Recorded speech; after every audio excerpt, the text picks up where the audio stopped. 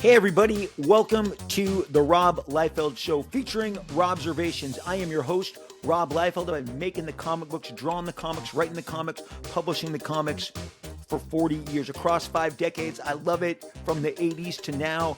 It has been such a blast. This show exists to talk and celebrate all things comic books and pop culture and the way that they have become incredibly synonymous. They just completely are synonymous with each other now because all things comic books are all things pop culture.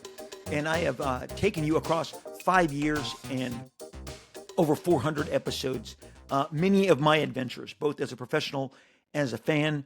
And I have tried to walk alongside you with my journey into the comic verse. And over the course of all our different Robservations, many of them were on podcast and in podcast form. This is only our I think our third video cast, and just bear with me as I keep working to get it right, the lighting, the positioning. We have discussed all manner over all these different recordings. We have discussed all manner of incredible visionary talents, artists, writers, characters, legendary runs. And the great thing that is so satisfying to me has been when you in the audience reach back out to me and say, hey, Rob, that episode that you did about the Fantastic Four, that epic collection, that killer run. Rob, I ordered it. I just got it right before I came on the air here today, right before I came on to record. A very kind gentleman sent me the picture and said, Rob, I got this. It's awesome. I loved it. I had no idea these stories existed, but man, I am all over this stuff. It's the Marv Wolfman, John Byrne, Joe Sinnott, the Galactus run, the first appearance of Terrax. I talked about this ad nauseum a couple weeks back. That just gives me the biggest thrill because sometimes we lose perspective among our fellow travelers in fandom. We lose perspective in regards to the ways that maybe we've absorbed stuff that other people haven't, and the fact that we can share the breadth of our knowledge with each other and maybe turn each other on to other stuff is fantastic. It really is the sole purpose for this this podcast, this show to exist. And I just thank you so much, whether you're following us, whether you're watching us on YouTube, you're watching our video component on Spotify. Thank you, Spotify. That is the coolest aspect. Or on any of the other different podcast platforms, iHeartRadio, Apple. There's so many of them. I just want to thank you. Thank you for continually tuning in. I know there is a huge backlog in the podcasts. Over 400 episodes, and we have, like I said, covered so many incredible runs and names and people. And you know, we're going to revisit some of those because it's been a while. And with this new video format, it gives me an opportunity. But today we're doing a fresh take. That John Byrne run on Fantastic Four is going to come around. I had no idea. I knew what I was going to speak about here. I didn't know right before I came on. Someone would kind of reference that to me and tell me how much they enjoyed that. But what we're going to talk about today really starts with the realization that Memorial Day is just a few days away, and it's exciting, and I love Memorial Day, and I love the kickoff to summer season. We've backed it up now. The studios try and even get the jump in late April, certainly early May with some of their big offerings. But Memorial Day always brings a treasure trove, generally a family film, an action-adventure film.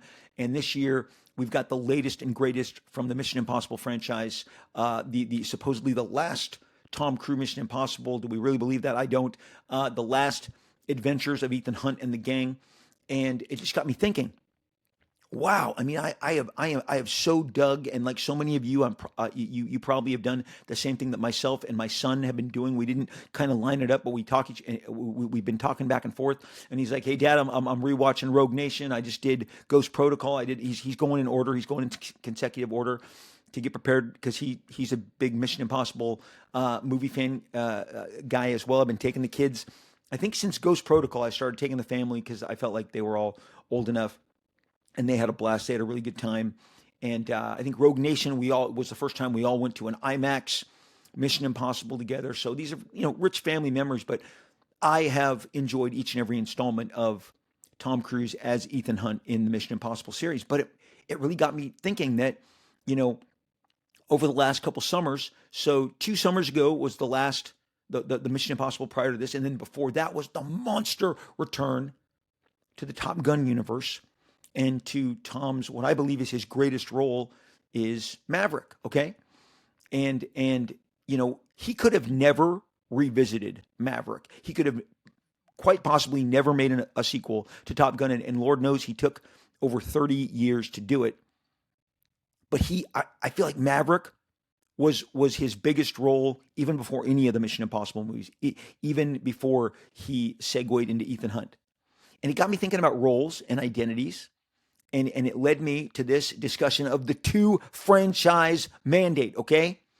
And I'm gonna take you when I really discovered it with an actor, and it's not going to be in the way that you really observe, because it happened earlier than my kind of gotcha, light bulb moment. But in our world that we live in, think about it. We love things in twos, okay?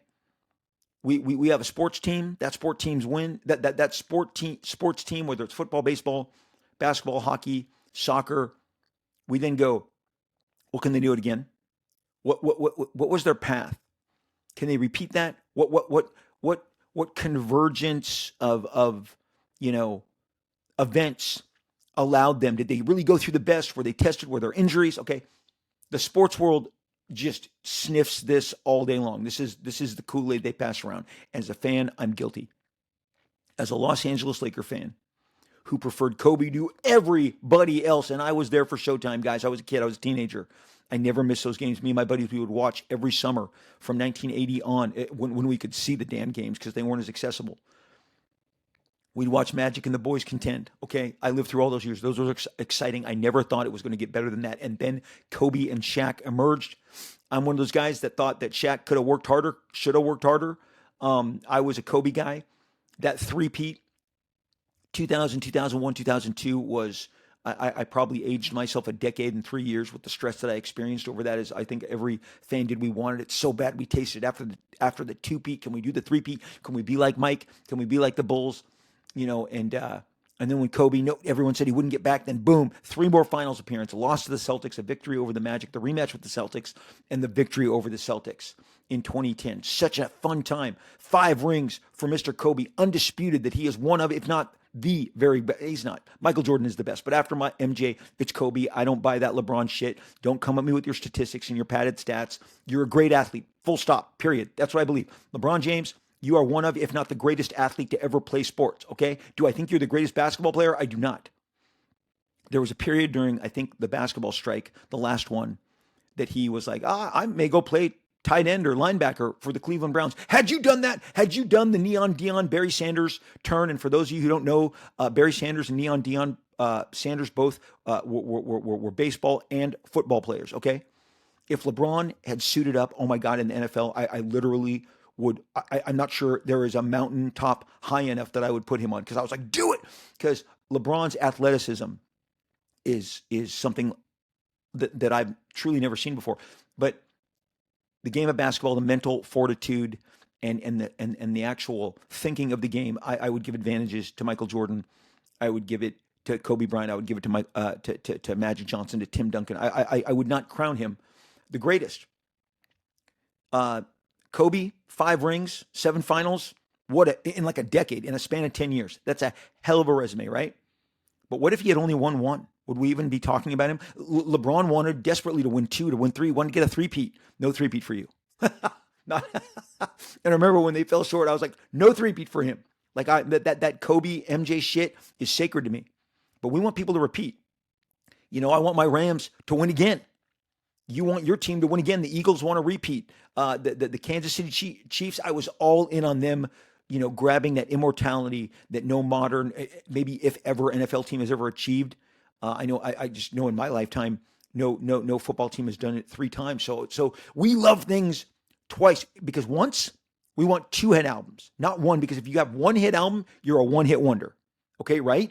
There's lists. Are you a one-hit wonders? There was a show, I'm going to guess about 2005, 2006, 2007. It's somewhere in that. I didn't look it up. But NBC was putting it on, and it was like one-hit wonders. They come back and they re-sing their favorite song, and they're given a showcase. And they kind of made like a contest out of it. And I remember at the time reading Rick Springfield said I wouldn't do it. They asked me, and I'm like, dude, I'm way more than Jesse's girl, and he is. Rick has multiple top 40 hits, top 20 hits. The guy was prolific. He put out multiple albums, but Jesse's Girl is such a big, giant, massive, decade-spanning hit that people tend to think of him as like, well, he's a one-hit wonder. He'll have you know, and trust me, I have seen the thing about Rick Springfield that I think now is more appreciated than it was even 30 years ago when I would tell people, I'm going to see Rick Springfield, and people would be like, what? I'm like, that dude shreds on guitar. He is an absolute hardcore rock and roller. And kudos to him. He told us at a concert, like they had called him.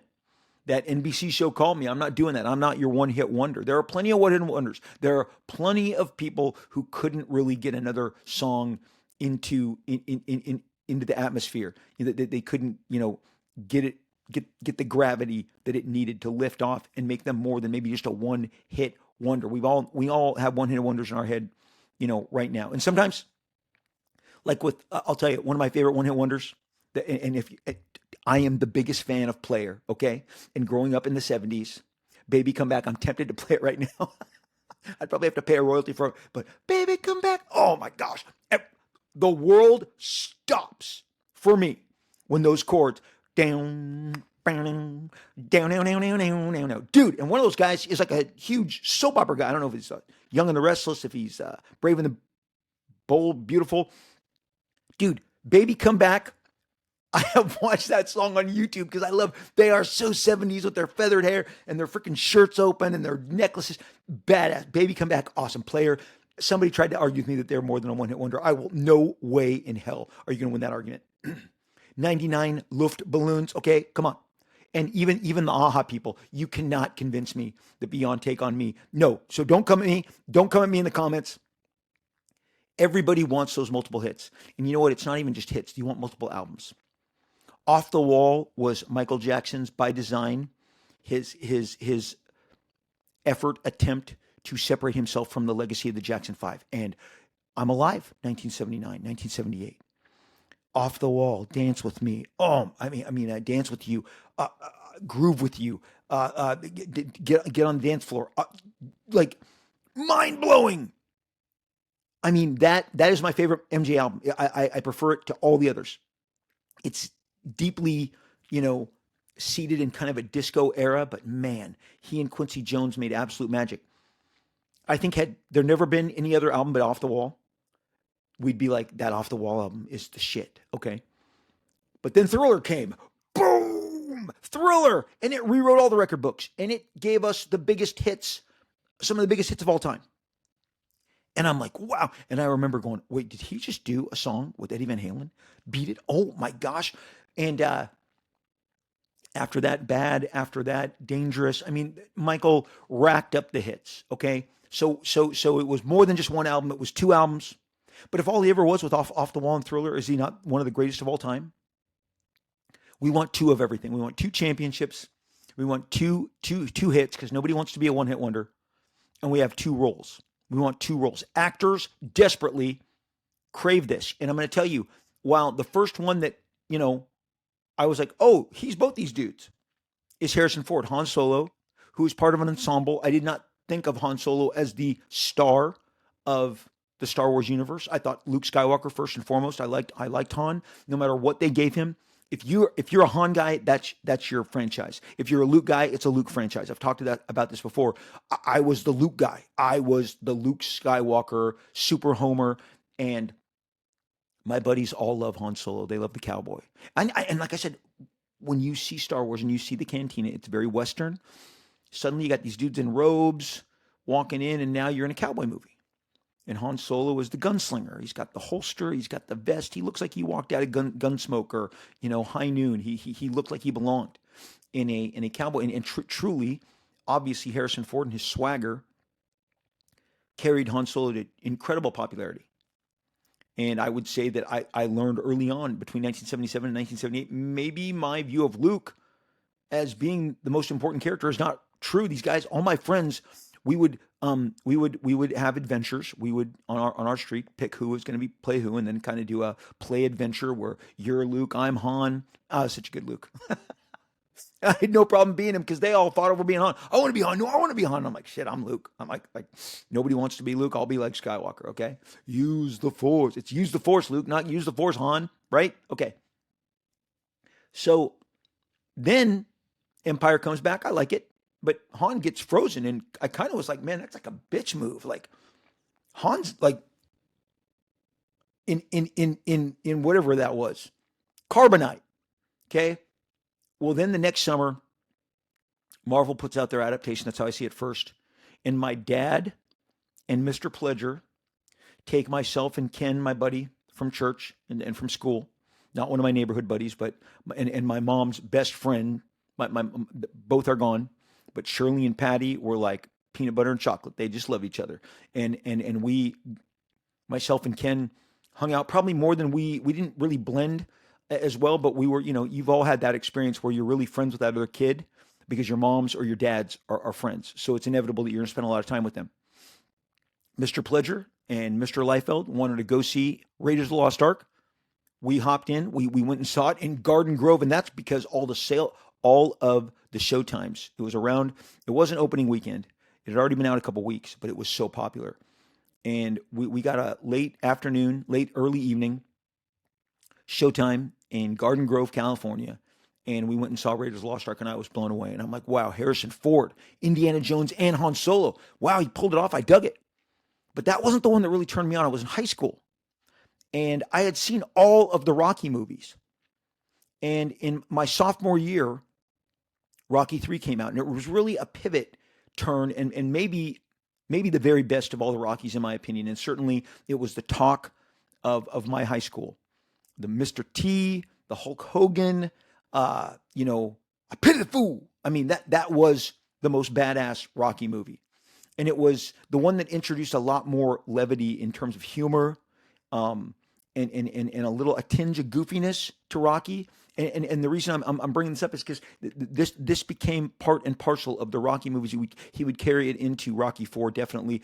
And then it would he tried to get more into more of a serious mode again. But 3 and 4 is the lighter, more of a levity. Sly Stallone as Rocky Balboa. Well, after Rocky, so around the time of Rocky 3, First Blood has come out. And it's like, this isn't the Stallone I'm used to. And First Blood, man, Stallone should have been nominated for an Oscar. He says so very little, and he does so much with that performance. And he, against Brian Dennehy and just the performances, and Richard Crenna, just nothing short of that was, you want to talk about another movie that everybody was talking about. I think actually First Blood came out, and then Rocky 3. And then my senior year, the Memorial Day release for 1985, right before we were graduating, was First Blood 2. Rambo First Blood 2. Oh, how many of you guys had that poster? I had that poster, boom, right over the bed. Freaking Stallone looking like the badass. And it's like, this guy is part-time Rocky, part-time Rambo. And then Christmas 1985, okay? So summer 1985 is freaking First Blood Part 2, Rambo. Takes on all the Viet Cong, just goes behind enemy lines. Awesome. Killer movie. Giant, massive hit. If not for Back to the Future, it would have been the biggest. That Christmas, it's Rocky 4 with Drago, I must break you. Oh my gosh. Within 6 months, we get Rocky, we get Rambo. And at that point, I'm like, hot damn. Sylvester Stallone has got job security for the rest of his life. He's either Rocky or he's Rambo. And really, you guys, he tried to step out summer 86. Me and my buddies, we were on a houseboat trip. All of our college-age buddies. One family had a giant houseboat. We got some smaller boats. We went out there. We went to Lake Havasu. And that weekend, we saw Cobra. We all wanted to see Cobra first because we love Stallone. All the girls wanted to see the movie that we'd see the very next night, opening weekend. But this wasn't like a Memorial Day weekend. It was right around that time. It was in May. But we went and saw Cobra. And I remember going, this doesn't quite... I know he's going for the poster. Oh my gosh, Stallone, Cobra, the gun, the red, the glasses. I enjoyed it, but I could see that it was not the audience pleaser that Rocky and Rambo had been. The Saturday night movie, the one that all the girls who we were out with, all the reason we went on the houseboat trip in the first place, the 10 or so girls they wanted to see the sexy pilots of Top Gun. And I remember going, okay, oh my God, like, whoa. Honestly, why didn't we see that Friday night? You're like, what? Why didn't we see that one first? That one was bad ass. But it was that weekend. I was like, okay, well, he's still got Rocky and Rambo because I'm not sure we're going to see more of Cobra. And whatever he did, what other roles? Of course, he tried to, have a new franchise with Cliffhanger, fun movie, with Demolition Man, with Judge Dredd. Stallone certainly was booking roles right and left, trying to be that guy. It certainly wasn't Over the Top, which is a movie in the most cheesiest way. I love it. I freaking love the arm wrestling movie. Turns the hat around. Okay, I'm a giant Stallone honk. But with Rambo and Rocky Balboa, you're like, Stallone has his fits. He has his identities. He has the two roles that are going to define him for the rest of life. Two roles that he is going to dip back into again and again and again and again and again. And he has. I mean, good God. The fact that he's in those Creed movies. I mean, I didn't count before I came on, but is it 7? Is it 8 Rockies? So many killer. Rocky 5 with Tommy. I forget what his name is. He's dead now. But where his recruit turns on him, and then of course there was it was called Rocky Balboa, a really good one, a really good standalone. Can he get back in the ring? Can he make it work? And then of course him as the trainer of Michael B. Jordan's son of Creed. I mean, what an incredible, legacy. Now, I've seen all the Rambos. I actually thought Rambo 4 was like the most badass, like hard R, him just blowing people's legs off in the jungle.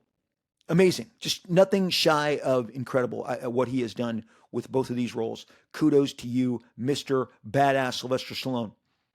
I read about more Rambo movies, a Rambo prequel, whatever. I mean, no matter what he's done, those have really defined him. And in the documentary that you talk about, in a Stallone documentary that came out about 2 years ago, he talked about he now had those two roles he could weave between. Two hugely successful roles that he created. Well, he didn't create First Blood. That's an adaptation of a really great book, but he became so synonymous. They weren't comic books. They weren't video games.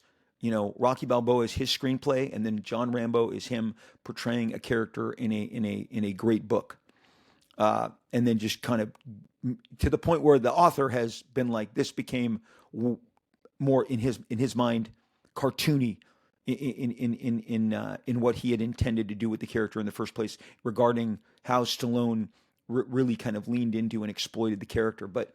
The box office receipts will show that we love him as John Rambo. We love him as Rocky Balboa. Now, along the way, I'm talking about twos. Here's the crazy one.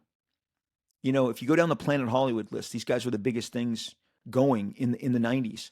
But can you really come up with a second role for Arnold Schwarzenegger? Now, Predator is what I would default put my number 2 role as, even though he never did any of the Predator sequels. And that's what we wanted. We wanted to see him tangle with more Predators. For whatever reason, I haven't looked into the backgrounds. I don't need to. All I know is he didn't appear in the Predator sequels. Terminator is obviously his big, bad, gigantic franchise that almost looms over everything else. Now, then you'd say Conan. He did 2 Conans. I don't think most of the world sees Arnold as Conan. I certainly do, and maybe you do too, because we're comic book, IP, fantasy, sci-fi fans. I actually got in a conversation with, I won't reveal the name of somebody who that makes some great pop culture entertainment, but he revealed to me that he was on track to make the King Conan movie with Arnold back in the day. And by back in the day, I mean about 5-6 years ago. And you guys, I want Old Man Conan. I want Old Man Conan so much. I think that would just seal the deal. And you'd be like, he's Conan and he's Terminator. And along the way, like Stallone in his Demolition Man, his Judge Dredd, his Cliffhanger Pursuit, obviously Arnold, Last Action Hero, didn't take off. Okay. Some of these other roles that all seem kind of like the same fit didn't take off. I don't see him as True Lies, even though I love that movie and I think it's one of his best, if not his best film. But to the public and the one that we all immediately know him by is as the Terminator. And I know he's tried on, again, multiple. He's battled Satan. He's battled twins. He's battled, I know he's been a twin with Danny DeVito. He's battled a doppelganger, a clone. I mean, there isn't a Schwarzenegger movie I haven't seen. I've seen his Netflix show. Really, good God, Arnold, we would still like you to be visited by a predator. If they can talk about Elliot in his 50s being revisited by ET, can you please, be out on a hunting trip and encounter the predator? Please, can you return to that role? When I think of Bruce Willis, I think of John McClane, the Die Hard movies, all the Die Hard movies. I've seen all those too. I have my favorites. I have some I don't care for. But, when it comes to his second role, it was Moonlighting. It was the one that put him on the map, made him a giant TV star. Some of you guys, I remember I mentioned Moonlighting to someone recently. I'm like, I don't know what that is. It was one of the biggest hits, critically acclaimed, awarded hits in the late 80s with Sybil Shepherd. And he stole the show. It made him the Bruce Willis that he became. And for him, it wasn't The Last Boy Scout, and it wasn't his, movie where he's on boat patrol with Sarah Jessica Parker. Like, he is John McClane, but also in the lore of his career, the Moonlighting role is gigantic. Again, Tom Cruise, Ethan Hunt, Maverick. If he never ever did Top Gun Maverick, I believe Maverick would still tower over Ethan Hunt. But it makes you think, as I explain this in the manner that, like, and look, if you don't think like winning matters, look, we took a quarterback from Detroit, Matt Stafford. Fantastic. The big thing on him was he was great. He had a great arm. He was just a fantastic quarterback, but he'd never won anything. Boom. First year, we win the Super Bowl. We being the Rams. I'm a Ram fan my entire life. Went to Anaheim Stadium, the Ferragamo Super Bowl those years, 79, 80. So it was awesome. I can't believe, that we were able to get him that win. And that's like, well, finally, after a decade. I mean, is a decade that long? Finally, after a decade, Matt Stafford has a Super Bowl. Okay. Winning does matter, especially to the pundits. When you go into, now I've talked about stars, but go deeper into the culture. What about directors? Well, obviously, George Lucas has Star Wars and Indiana Jones. Okay, just like Harrison Ford, he's got two absolute ballers, and Disney bought both of them. Okay, they both reside at the House of Mouse. And so Harrison Ford massively identified with those. George Lucas created those with Spielberg. So Spielberg gets, what is it? Is it Indiana Jones and is it Jurassic Park? I mean, part of me is like, Close Encounters. Like, that's a profound movie. I made my family watch it. When I say made my, I said, hey guys, I'm going to watch this. Do you want to watch this with me? One kid stayed throughout and said, Dad, it was a bit of a rough watch, but I see why you love it. It's more of a slow burn than anything that they would watch today. But Spielberg, is it E.T. with one movie? Is it E.T. and Jurassic Park? Is it E.T. and Raiders? I mean, obviously you can have more than one role. And when it comes to creators, do I, when I think of Martin Scorsese, my mind goes Taxi Driver, my mind goes Raging Bull, my mind goes Goodfellas, okay? Then I go to Casino. So, the directors, the creators, they have a lot. But what about in comic books? What about in comic books? Have you thought about it? Because I don't think anybody's going to argue with me that when it comes to, let's say, somebody like Todd McFarlane, Spawn, Spider-Man, there's two. He's got two franchises that you readily identify him with. And like Stallone, let's go back, it's job security. Now Todd's like, job security? I own Spawn. I know. No one's questioning whether you own Spawn. The bottom line is that I believe if Todd ever decided to go back and write and draw Spawn, not have Greg Capullo draw it and you ink it, okay? Not have an assistant draw it and you ink it. You draw it. Todd, your panel compositions, your storytelling, that is what made you so, like, must-see comic books. If he went back and did that, I have no doubt it's the biggest comic book of the last 30 years. People swoon to that stuff. Right in reach here, I can grab it, the omnibus right off of my shelf. It's right there. Boom. Todd's Spider-Man is represented in compilations. Spawn, I've got the slipcase covers. They're all throughout the shelves. Right behind Galactus, right over there, see Galactus? You open those, that's all books in there. Those are bookshelves. So there's more than meets the eye, but the Todd stuff is always present in my house. I love it. I think his relationship with Spider-Man is so, there is a romance with that relationship. Obviously, Spawn, he is completely identified as Spawn with the hundreds of Spawn toys, comics. Todd has two massive franchises, okay? Let's go Jack Kirby. Which one do you identify with him? Which one, right? Which one? Because he's got a ton. If the point is, if you got two, you're golden. You can have one. You can be Schwarzenegger. You can have Terminator and dine out on Terminator your whole life. Okay. I'm not sure. Honestly, I'm not sure that our boy Brad Pitt has more than one. Okay. So, and Brad Pitt is not, and Jack Nicholson, some of these guys who don't have these recurring roles, they're not, they're like, hey, Liefeld, I'm on line one. Yeah, I don't need two roles. I'm just a badass. Understood.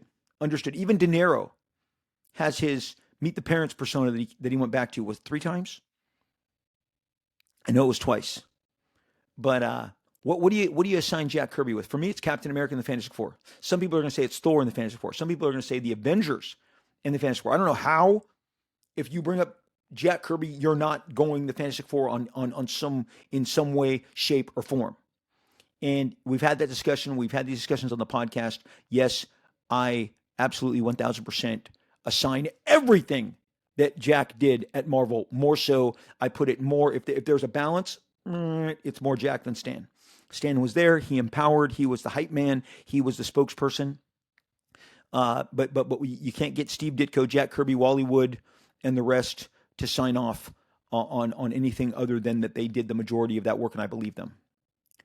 That doesn't say that Stan didn't contribute. I just think the majority of it was done by others, and the genius of what Jack did across all of his titles. Now, to some people, I got to be honest. My one buddy, there's a book. It's the most successful book that Jack did at DC Comics. It's called Kamandi, Kamandi. I have right below, right here. If I had the strength to, with one arm, lift it up, grip it, and lift it up.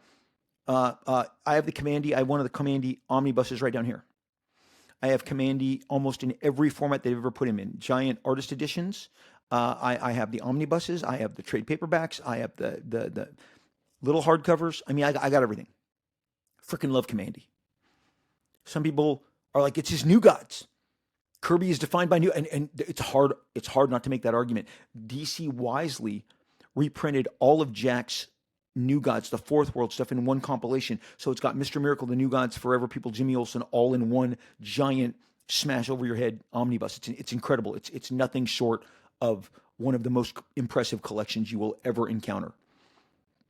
So who's Jack Kirby to you? Because that guy, I think we've just established, like, franchises are falling out of his ears, out of his mouth. Like, if he yawns, there went Black Panther, the Inhumans, the X-Men, the Avengers. Take a deep breath. Oh, here it comes. Thor, Fantastic Four, X-Men. I mean, Jack was the most prolific, most pronounced. So franchises are not something that I think you would maybe not. I don't think you'd struggle in regards to Jack Kirby. Also, Stan, because his name was on all of them, the reason Stan became like Spielbergian, Walt Disney-fied, is because his face and name is associated with Thor and Fantastic Four and Avengers and Iron Man and X-Men and so on and etc. Okay? But modern day, who's got it? Who's your franchises? Okay? I'm going to give you right now, I'm going to tell you right now, Jim Lee, he's golden. X-Men, Batman. X-Men, Batman. Now, you're not going to win that argument with me if you want to go around either of those. There's a question that one of his assistants had asked a few years back. Do you think Jim will be more remembered by Batman or X-Men? And I, without even hesitation, X-Men. That's the one that sold umpteen million copies. Jim is definitely associated with Batman, but I would say his association with Batman was even stronger 20 years ago. When Jim came on and did Hush and blew everybody away, you got to go back, and for about 2 to 3 years, and no slight to anybody, but those were not inspired stories, and that was not inspired art. That was not commercial art. It had become a little artistic, a little art indulgy. I thought Batman was a little indie. I'm not talking about Norm Brayfogle. Good God, spit it out, Liefeld. I'm not talking about Norm Brayfogle. That was like 9 years prior. I'm not talking about 1993. I'm talking like literally 2000, 2001, the stuff, the No Man's Land. Nobody likes that. Nobody, I love that commercial with Will Ferrell when he's telling everybody about his interest, and the kid goes, you want to know who else isn't interested? Me. About the interest. I just believe that what was going on with Batman at that time was not spectacular. Since Jim did Batman with Hush, you've got David Finch, you've got, Jorge Jimenez, you've got Nick Dragotta with the giant absolute Batman success. I don't see anybody making anybody forget about Jim on X-Men. I mean, the X-Men lore, honestly, it's John Byrne, it's Jim Lee, and then it's everybody else. It's John Byrne, it's Jim Lee, and it's everybody else. And you know what? Here's the other ways I'm going to determine this for you, because in case some of you Wildcats people are right over here, down here in this section, going, Liefeld, no, no, no, no, no, no, no. You got to put Wildcats. I do not have to put Wildcats. Jim returned to Wildcats for one issue, maybe two, one for sure, with Grant Morrison, bells, whistles, gone. The sales weren't there, the interest wasn't there. You give me a Batman page, and you give me an X-Men page, and we put those on auction. Those prices are going to be like here. Wildcats isn't. I don't even think maybe it makes the frame. The hunger for that stuff is not nowhere near the same. Jim goes back to X-Men. It's almost as big as Todd going back to Spider-Man. Okay. And they'll make sure you know it. They'll roll that red carpet out. They'll give the bells, the whistles, the marching band for either of those guys. They are synonymous with an entire generation's favorite version of those characters, and rightfully so. But I don't see anybody making me forget about Jim on X-Men. Jim couldn't make me forget about John, and nobody since. And there have been some great talents, but whereas Batman, I think Jim's success with that drew a lot of interest to other people. And Jason Fabok, I didn't mention. There's just all manner of really great guys who have jumped into the Batman pool. But on X-Men, and look, you're going to go, but Liefeld, but this, that, the other. Look, I loved Frank Quietly. But you know what I read online when Frank Quietly was doing some of my favorite X-Men work in the last 25 years? How much other people didn't enjoy it. And they criticize his drawing. And look, I've been a guy, when the people want to come for you and they want to make an argument against you, they want to be the loudest person in the room. The bottom line is there was not a unification. There hasn't been an artist, I think, like Jim on X-Men in a long time. Those are his two franchises, Batman and X-Men. I don't see anything. If anything, before Wildcats, I'd give Jim Superman. I think his Superman run that he did right after that run, his Superman right after Hush. I've got it right behind me. It's up on that shelf. I'd say that is more, I think, beloved than some of the Wildcat stuff. The Wildcat stuff was well received for the time. It didn't age the same. Ironically, guys, I wouldn't even do this. I wouldn't even come to you with this if I didn't. Of course, I have two franchises. I can dine out. When I'm doing X-Force, everybody tells me, Rob, we want you to do Youngblood. We want you to do Youngblood. We've seen enough Cable and Domino and Deadpool. Rob, now that I'm doing Youngblood, man, I sure do. I sure do miss you on Cable and Domino and Deadpool. It's funny, but I'm at a young age. By the time I was 24, I had my two franchises. Okay, I had my franchises that I could dance between, and I think those are pretty. You could even go further into Youngblood and say the Extreme Universe. But Youngblood is certainly the belle of that ball. And over in the X-Force space, Cable, Deadpool, 50-50, people love them both. But, in the modern age, who's got the two franchises? Because when I was growing up, John Byrne, it's X-Men, it's Alpha Flight, Fantastic Four. John Byrne's 5 years on Fantastic Four. For me, if you had to put my feet to the fire, I'd say X-Men and Fantastic Four. Those are the two that had the biggest impact. Those are the two runs. But you know what? You could move Superman into that conversation. That was a big deal. Restarting Superman, changing his history. I mean, that was a big, big, incredible movement. But there's also, I've done a dedicated podcast on it. There's the Captain America stuff. 1 year, one of the greatest years of Captain America ever under John Byrne's pencil. Beautiful, gorgeous, amazing, stunning. I have multiple, again, editions of that. If they collect it, boom, it's mine. I buy it. And again, what's the stuff that gets the most money? I got to be honest. The X-Men, the Captain America, the Fantastic Four, the Avengers. I'd struggled to not include John's Avengers in there. I mean, now we're talking about an overabundance. Let's go to George Perez. As I lead up to one guy who I think has got the biggest claim to two massive, giant, influential franchises, and he didn't create either of them. That's how incredible. I mean, I know Todd didn't create Spider-Man, and Jim didn't create Batman and X-Men, but I don't think I'm going to get to him right after Perez. But George Perez, it's the Titans. Is it Wonder Woman? Is it the Avengers? Is it the Fantastic Four? For some people, it will be. Is it the Justice League? I'd say most people will fall on the Titans and the Avengers. Even though he had the Justice League for about a year, A year's worth of issues. Titans and Avengers really resonate. Again, a Justice League page does not go for the same price as an Avengers, the early 70s to the 80s. 1975, 1980 George Perez pages are twice what his Justice League pages, and they're 3 times what his 90s Kurt Busiek Avengers stuff is. That stuff is not as sought after on any level because it's the second run. The first run is the great run. And but the guy who lays claim to 2 mighty, powerful franchises is none other than Mr. maybe our most discussed guy on this podcast, maybe the biggest influence on a generation, Mr. Frank Miller. Daredevil remade it in his image, took a book that was about to be canceled, a book that was low circulation, a book that was coming out bi-monthly, and made it Marvel's #1 comic. Soaring past Avengers, Fantastic Four, Spider-Man, and the X-Men at a time when the X-Men could not have been hotter.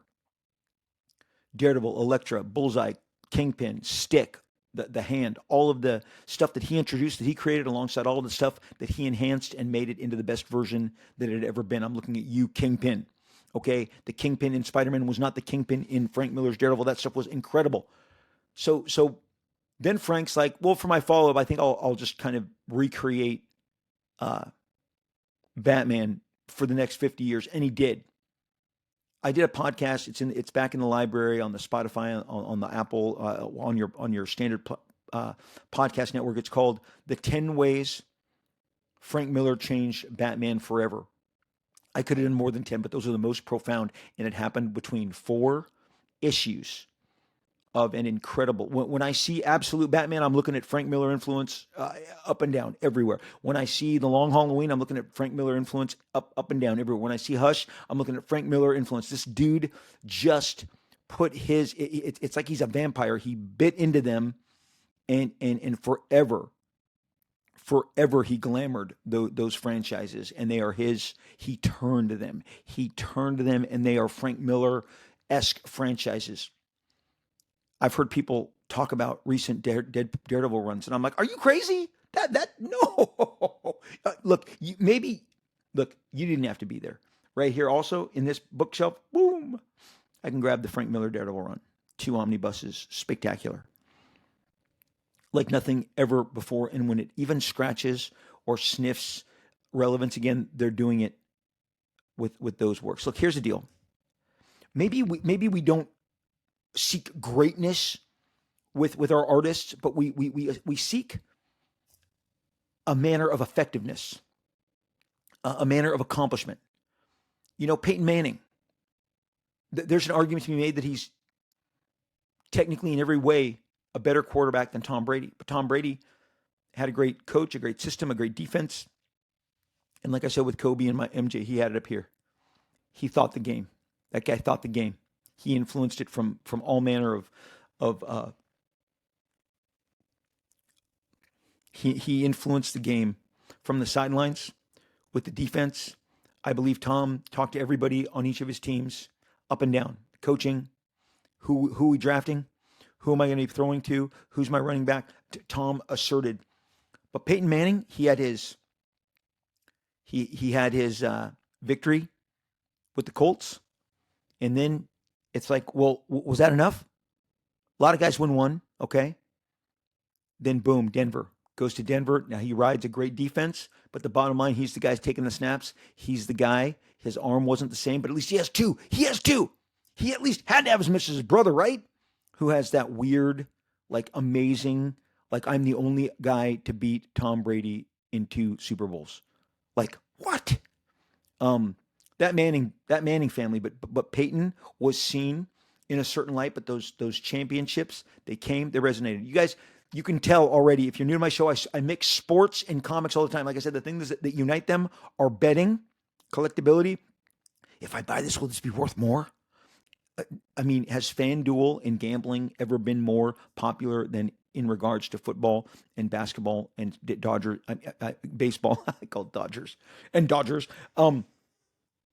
Gambling, collectability, the association with money, and what we've done now with comic books and making so much of the relevance. Well, what's that first appearance worth? Is that stock gone up or has it gone down? It wasn't quite like that when I broke in, but it has certainly become so much more of that. And performance and relevance and legacy can all be tied to, do you have more than one? Or are you a one-trick pony? Do you have two? Because two's better than one every time, and twice on Tuesdays, okay? Think of the guys right now. Of course, you give me Robert Kirkman, he's Walking Dead Invincible. Done. We're done. We're done. Robert's going to dine out. He never has to do anything ever his entire life. It would be argued that at this time he's just playing with fun toys because he already at a very young age established two giant, profound franchises. Mark Miller, is it Kick-Ass? Is it Wanted? The guy really quickly, established himself bigger than comic books across media. Sometimes your influence is going to go into the toy arena, into the merchandise arena, into the T-shirts, into the video game arena, and sometimes you're just going to leapfrog all that. Now you're not going to be able to put a shelf up with Kick-Ass toys because they don't exist. It didn't resonate in that way. Just like you don't see Thunderbolts action figures and Thunderbolts merchandise. That is not a product that is going to sell lunch pails like a Deadpool, like a Spider-Man. Okay, sometimes your franchises don't even need to be films. They don't even need to be media. They can just go beyond. I believe that whether Spawn ever gets another hit, whether Spawn ever gets another film, Spawn has it has its place at the table. It has its legacy in the comic book world. It's a big ass legacy. So just some food to think on. So some food for thought. Franchises. The two franchise mandate. Stallone, Rambo, Rocky. Two of the biggest, most prolific roles for any talent to ever have. Look, right now, I can argue Chalamet has Wonka and Paul Atreides. Like he, at a young age, he can be in 3 more Wonkas and multiple more. We know he's got another Dune in him. So again, you find that at a young age, and you milk that shit, okay? But then again, who's on line one? Leonardo DiCaprio was like, "Hey, excuse me, can we talk franchises? Really? Okay, dude, got it. Argument made, settled." I'm just saying that when you have two franchises that you can dance between, there is so much tremendous legacy and so much tremendous job security. But the reason that those franchises exist is because you made a connection. You made an emotional. You made a considerable investment with the audience that they associate you so powerfully. Look, I'm going to say, I said it about Jim and the X-Men. I don't see anybody erasing my association with Todd and Spider-Man. Nobody. Nobody's been a bigger Spider-Man artist than Todd since Todd left. Nobody. Don't even try. You're not going to, not a chance. I don't think anybody raises, like if this is the top of the elevator, nobody gets here, okay? Todd's here. Everyone else stops short of here. Nobody's even here. They're not here, okay? Two franchises, the two franchise mandate. Do you have it? I mean, and some of you guys out there, think about what I'm saying. Is it time for you to build your second franchise? Look, time, there's no time like the present, and you're not getting any younger. There's no time like the present, and you are certainly not getting any younger. So get after it. Get after it is my big ass motto. I do it every day. I have to. I do. I feel like the time is slipping away, so I'm always trying to build out. Am I going to try some new stuff? Am I going to try and branch out and do some other stuff beyond the universes that I built up with the X-Force, the Marvel stuff? And look, I'm not doing anything with them anymore. I've said my piece. I've done enough Deadpool work, enough really, really good Deadpool work that I feel like it stands. It's been collected multiple times, hardcover, softcover. The X-Force stuff continue. I mean, they had to go back to press on a freaking omnibus, hundreds of dollars omnibus sold out. They had to go back. That stuff is golden. It's golden. One guy said, Rob, if you're going to make Marvel so mad, they're not going to reprint your body of work anymore. Who cares? They don't need to. Make it more valuable. Don't ever reprint it. Make the editions that are there now. Let them be chased for even greater. See, you win on any measure. You win on any measure. The audience already loves that work. It is heightened and it is appreciated in that realm. But man, like I said, Jim Lee, Batman, Wolverine, Batman, X-Men, Todd, Spider-Man, Spawn, Jack Kirby, nobody has as many. John Byrne, lots. Something to think about as you're building your career, and as you are structuring, uh, your artistic worth, value, impact, two franchises is better than one. Hey, I just absolutely want to thank you so much for every time that you tune in and that you listen. And let me tell you something. The one thing over almost 5 years here, I have brought you facts. I have brought you figures. I have brought you uh, behind the scenes, peek behind the curtains, and we have been largely. I think we have 100% of nobody dares challenge the shit that I share with you guys because I am reading from sources. I source my material. I don't make it up. Okay. I don't borrow. I don't try and shape things, man. This industry, the last several years, has been like I told you guys. Some of you guys really keyed on that Casada thing and what he said about Todd, and I'm just so glad I can finally talk about it. And like I said, there are umpteen amounts of people who listened and heard, and I can only imagine what was said about Todd or about me when we weren't in the rooms because there was certain resentment.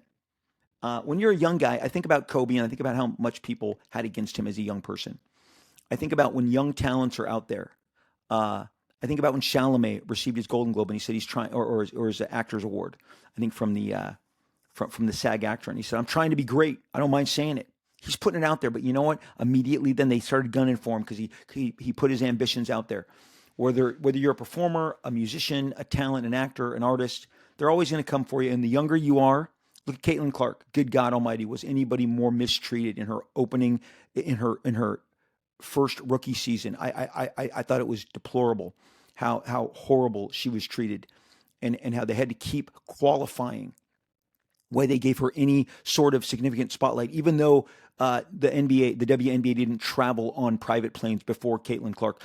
Most of these opposing teams, do you know this? Are you aware of this? They had to hold their basketball teams at bigger arenas because the demand for Caitlin Clark was 3 times what they normally do on an average WNBA game. These are absolute facts. They're out there. Seek them out. But boy, did the establishment kind of resent Caitlin Clark. The young people always kind of get it the worst. So I can only imagine the stuff that was said, and maybe you've heard it. I've obviously heard a ton of it and don't give a shit. I keep moving, and I march to the sound of my own drummer. And let me tell you this: if that ticks you off, more power to you. I am not going to stop coming until I drop. Okay, I'm going to keep coming. I'm going to keep making my work. I'm going to keep making my art, and I love it. And thank you for the support of not just my art, but of my show. I mean it from the bottom of my heart. At the end of each and every episode, I read the reviews that you guys have been leaving, and there have been so many since we started this video format. I kind of was focusing on making this the best possible show I could. Well, here's a couple. Just last week, Bert Wilson. Now, this is left on Apple. Wherever you leave these, some of you guys send me in messengers from Facebook to Instagram. Some of you guys log them on Spotify. You log them on iTunes. I will read them. They will reach me. I will make them into, they will reach the show. Bert Wilson, best comic book podcast out there, gives us 5 stars. Thank you. Thank you for creating such an amazing comic book podcast. Every episode makes me want to read more comics. That's, by the way, the purpose. I keep searching for more comic book podcasts like yours, but there are not any with the same passion, honesty, and excitement. Whoa, he says. Whoa, it's right there. Whoa, okay? Thanks for being the comic book statesman. Hey, Bert, love you, buddy. Thank you for typing this. Thanks for sharing this. I just want to share the passion. Maybe my comic book evangelism isn't for everybody, but I love preaching comics. Okay. Now we got another one, and this is from Dextor, Decstor. Remarkable talent with the finger on the pulse. He gives us 5 stars. I'm not lying to you. Look at that. Okay. Even in this stage of the game, publisher, artist, writer, family man, and positive, inspirational voice on the internet. Really enjoy Rob's insights on the industry of comic books and entertainment media at large. Absolute historian, and we are fortunate to have recorded accounts of his life's journey within comic books, toys, television, and film. I would say my mom wrote this, but she hasn't been with us for 3 years, so that's not possible. Dexter, thank you. Thank you so much. That is way too kind.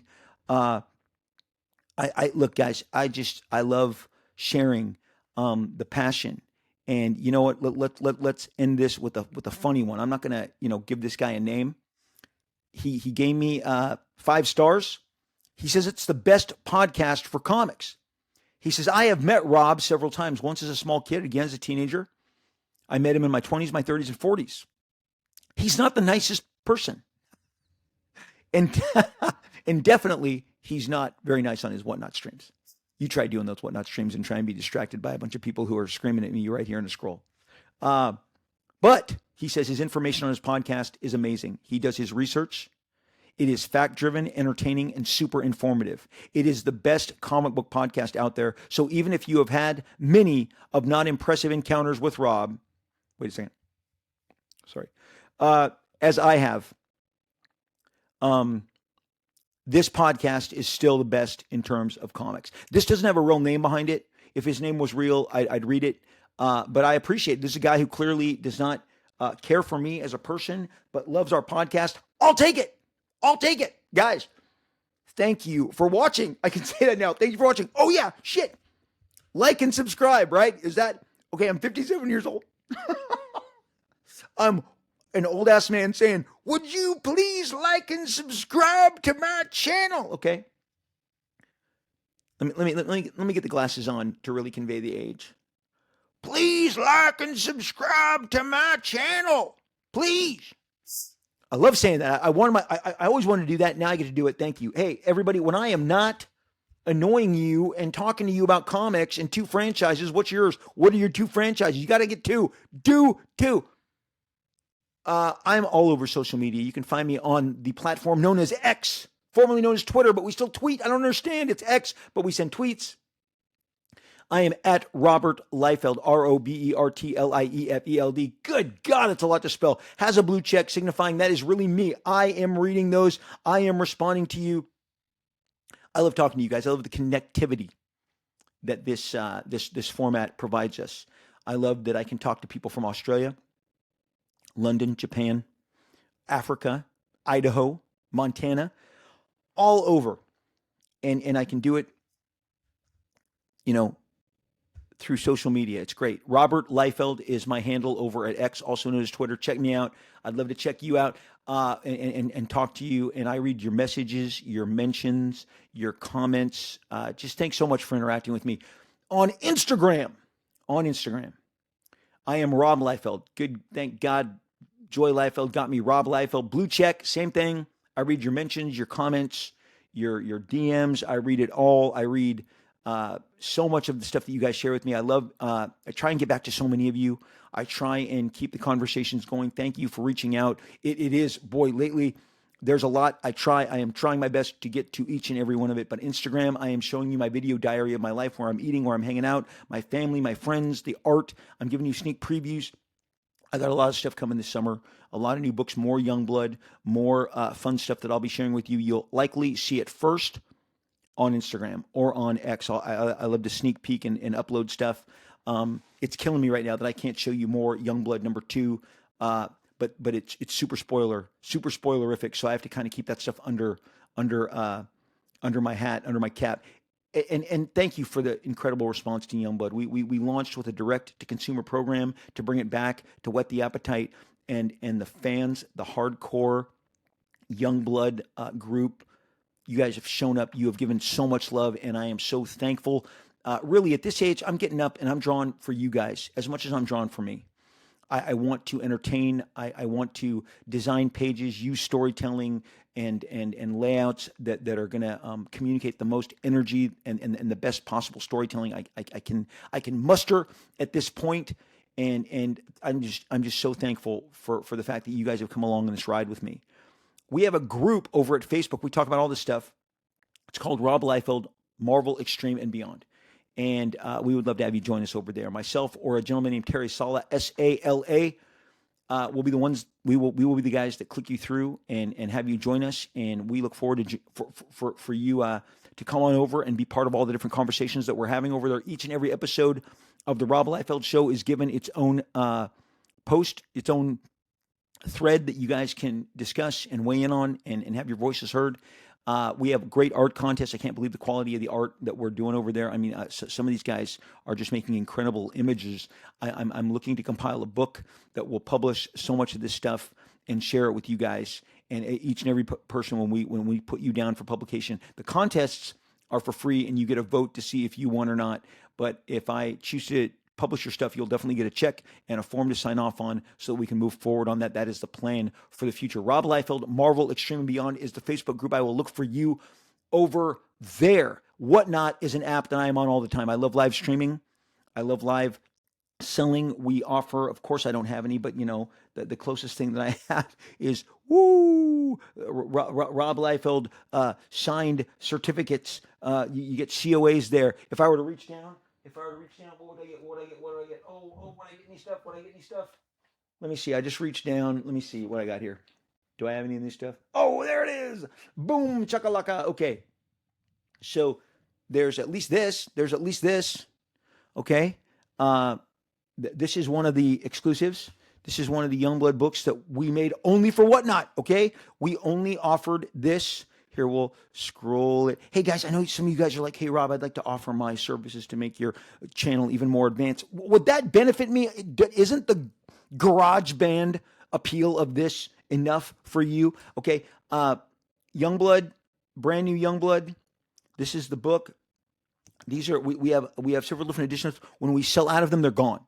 We don't do second printings. We just do a brand new edition.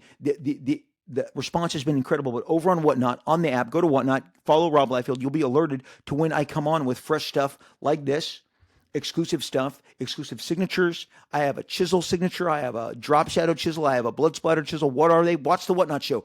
I have years worth of exclusives. Check this out. I haven't done this, but like this was a book that you can only get to your comic store. It was the Extreme 25th anniversary. This is signed by everybody at the Extreme Studios, okay? This is everybody's signature. You got Danny Mickey, Jeff Matsuda, Marat Ratman, Dan Fraga, Todd Knock, Dan Panosian. Everybody is represented on this. This is my last one that I have with everybody signed. But this is the kind of stuff that was for a store appearance, but the extra stock that I have, we share them with you on our Whatnot stream. I have Deadpool exclusives, X-Force exclusives, Cable exclusives. Good God, Marvel had me doing hundreds of covers over the last decade. All of that stuff is available when you jump on our Whatnot stream. We also have some categories of original art, sketches, remarks. We have CGC opportunities. Please check me out on Whatnot. Follow Rob Liefeld. You'll be notified when we go live. And this summer, there's going to be so much stuff that you're not going to want to miss out on. So get on that as soon as you possibly can. I look forward to seeing you there. It is like this. I'm looking right at you now. The video cast and the live streaming they're almost identical, except I don't have people like scrolling in the side, yelling questions at me, asking about orders. We have earned our 5-star rating, our 1-day shipping. We crush it on Whatnot. We love the people at Whatnot. We love the platform. I hope to, again, just like Facebook and X and Instagram, I hope to look to see you guys there, okay? Hey, it's the end, and you know what? There is always the time to really communicate to you guys. We're humans. More than anything, we're human beings. We're all struggling. We're carrying burdens. We're trying to do the best we can by our family, by our friends, by our husbands, our wives. Look, man, it's a daily grind. I feel it. I'm in it.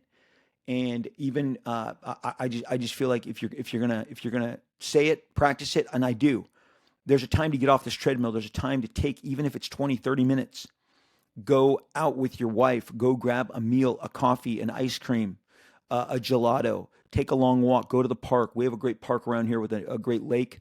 Get out, extend to your family, holler up to your kids. Hey, do you want to join us? Go book that movie. I booked my tickets to Mission Impossible 2 weeks in advance. I will be there in IMAX. Are you kidding me? It's this kind of stuff. It doesn't have to be a big, extravagant vacation. Maybe it's a warm book. Maybe it's a great comic book. Maybe it's a great streaming series. Whatever it is, take that time for you. Make sure you get off the treadmill and you get off, the grind, and take that time. Have a great, like I said, ice cream, great meal. What's your favorite meal? Is it hamburgers? Is it Italian? Is it Mexican? Is it Japanese? My whole family loves the sushi scene. It's not me, but I'll get in the car and go with them just so I'm a part and try something. I'll always have Chase try and order me something that pops has more appeal for. But it's the little moments that reset us and prepare us to get back and do all the stuff that we're responsible for, all of our responsibilities, our work, the commitments that we have. I'm feeling it. I'm rooting for you. I am hoping that you are at your very best, that your spiritual, your emotional, your mental, and your physical well-being. I hope they're exactly where they need to be. I have a candy bar every day. I have that, and that is a ritual. That Reese's Big Cup. I'm going to bring them on here. I'm going to. I have so many of them. I have one that will fit the screen that I've kept in the freezer that I don't know what to do with. It's so big. Those are the indulgences. Those are the man. Just I used to walk in and my mom would be eating this chocolate over the sink, like it was her and the sink and her chocolate. And sometimes I'd see her close her eyes, like, "Yeah, I'm feeling this. I'm feeling this chocolate." I did not know that she would pass that down to her son. That's me and my big cup, baby. Because the minute it hits me, I'm like, I better enjoy this. Because this chocolate melting on my tongue, dripping through my mouth, is going to be gone in about 30 seconds. And then I'm going to have to like wait till tomorrow. Because it can't be an every hour, every minute indulgence, right? But it's the little things that matter. I'm crazy. You're not.